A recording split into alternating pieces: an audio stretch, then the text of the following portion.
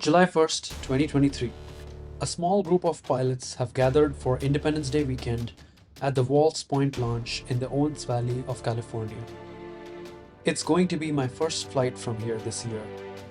The plan is to enjoy views of the record snowpack on the eastern Sierra for about 40 miles, then cross the Owens Valley as usual over to the White Mountains. Hopefully, I can get high in the convergence there and then turn west to aim for Lee Vining Airport near Mono Lake for a total distance of about 140 miles. That's the plan at least. Let's see what happens. We arrived at Walls Point early, around 10 am, and I'm ready to take off at noon. The forecast is as good as it gets. Light winds at all altitudes, converging over the crest with top of lift well over the highest peaks. The first thing I notice is that Owens Lake out front is actually filled in, after being mostly dry for decades. That's how much rain and snow we got last winter. Getting up after takeoff is easy. The house thermal is working, and the lift is quite smooth and a real treat. It drifts me back over to Onoga Peak, and it gets stronger. I am getting over 13,500 feet already, this early in the flight, and starting to see the snowpack over the higher peaks. Given the consistency of the lift, I decide to keep moving fast and not stay in weak lift. Continuing along the steep escarpment leading up to Owens Point, I climb to 15,000 feet, which allows me to fly deeper in the high terrain, right over the snow.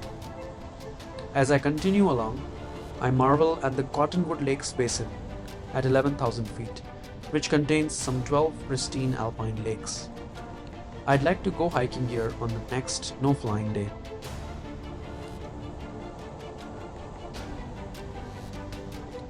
The town of Lone Pine in the middle of the valley seems far away, but that's where I'll be returning at the end of the day, to the Dow Villa Motel. It feels very familiar and comforting now, after 3 years of regular flying trips here. Just 8 miles northwest from launch is Mount Langley, the first 14er of my flight, and it's the 9th highest peak in the Sierra Nevada. The next 40 miles of the crest has all 13 of the named 14ers in the range, even though the total north-south length is over 400 miles.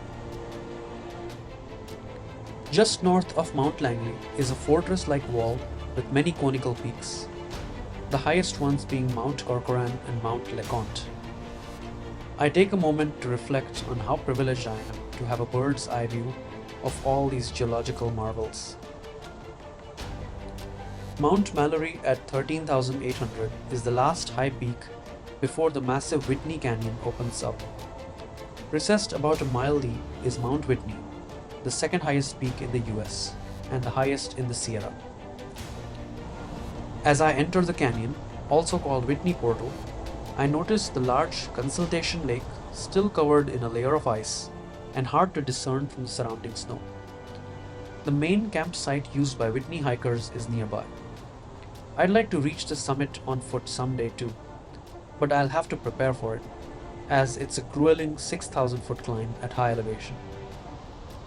Having not found much lift for a while, I've dropped to 13,000 feet. I want to tag the summit, which is 1,000 feet higher and a mile west, so I'll need to find a climb first. Turning tight looking down into the vast and jagged canyon is intimidating and humbling. Getting close to 15,000 feet, I admire the series of peaks on the Whitney crest. The southernmost pinnacle is Mount Muir, named after one of America's most famous naturalists, John Muir, called the father of national parks. He helped establish Sequoia National Park in 1890, which is just over the back of the crest here. The top of the crest is designated as John Muir Wilderness in his honor. Mount Whitney is flat-topped with several fingers jutting out, the highest ones being Acros Peak and Killer Needle, besides the main summit. I see a hiker wave at me standing by the small shelter building at the summit. Unfortunately, I don't get any lift on the way, so I have to turn back just before the summit, disappointed. I could easily gain altitude and try again, but I'd rather continue north since I've been flying slow.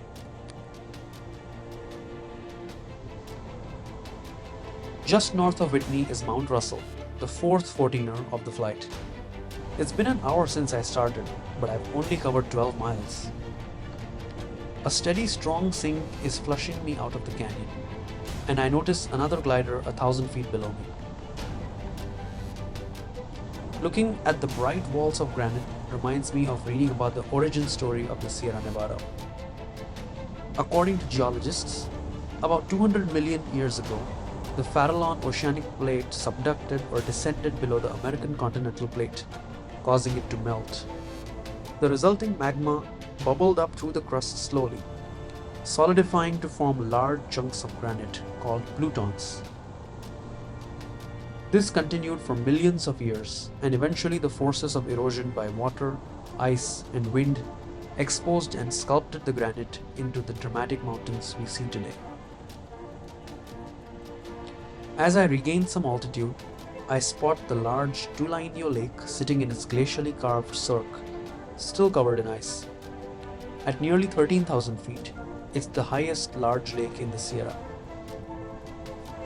Having coasted a few miles without any lift, I finally get some strong bubbles at the south shoulder of the massive Mount Williamson. With some patience, I get into the core, and the climb takes me over 16,000 feet. Mount Williamson still looks huge and impressive. It is only 100 feet shorter than Whitney and the fifth 14er today.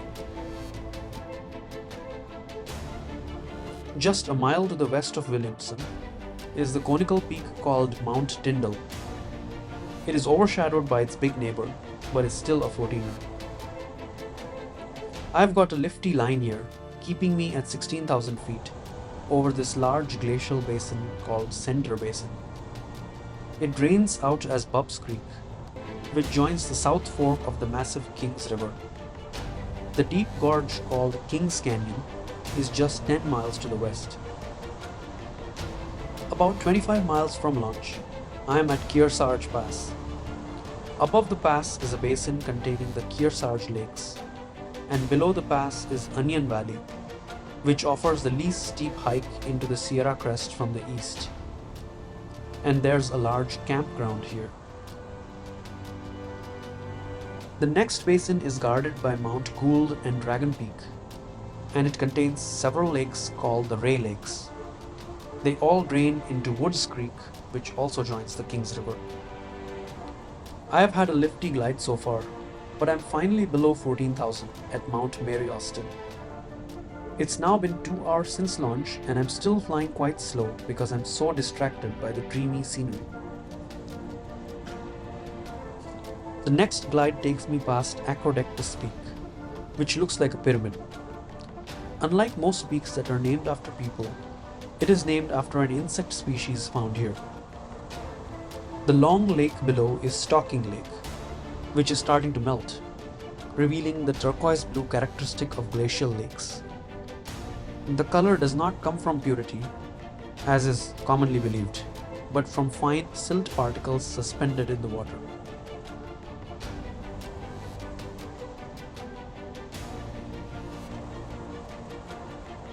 The next basin here holds Woods Lake.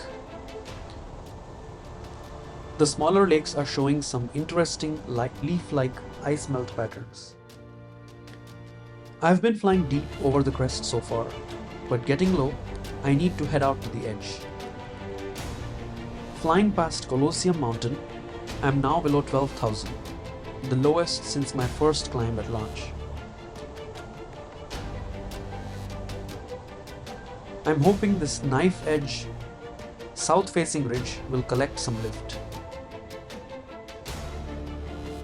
As expected, a good climb gains me 3,000 feet after some scratching, and another glide and climb later, I'm up to 15,700 over Goodale Peak, almost 40 miles from launch and 2.5 hours into the flight.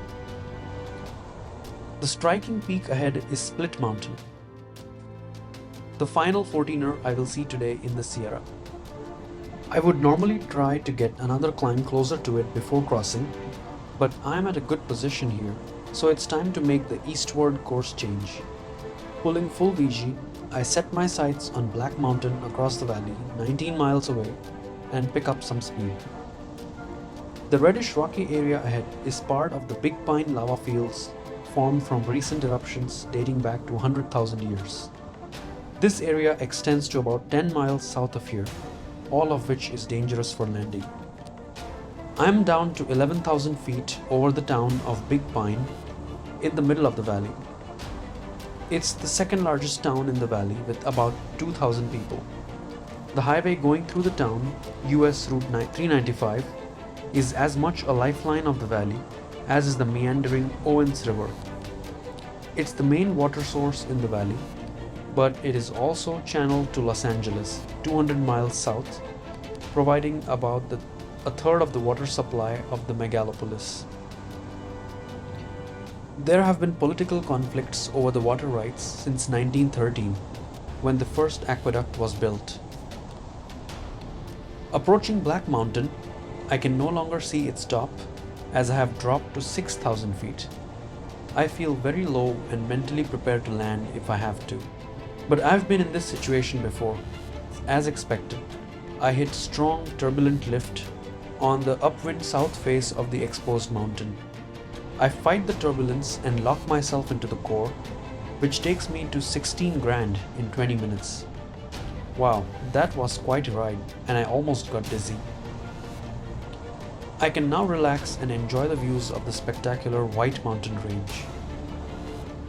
The road below takes visitors to the ancient bristlecone pine forest, containing pine trees that have specialized to survive in these desert mountains.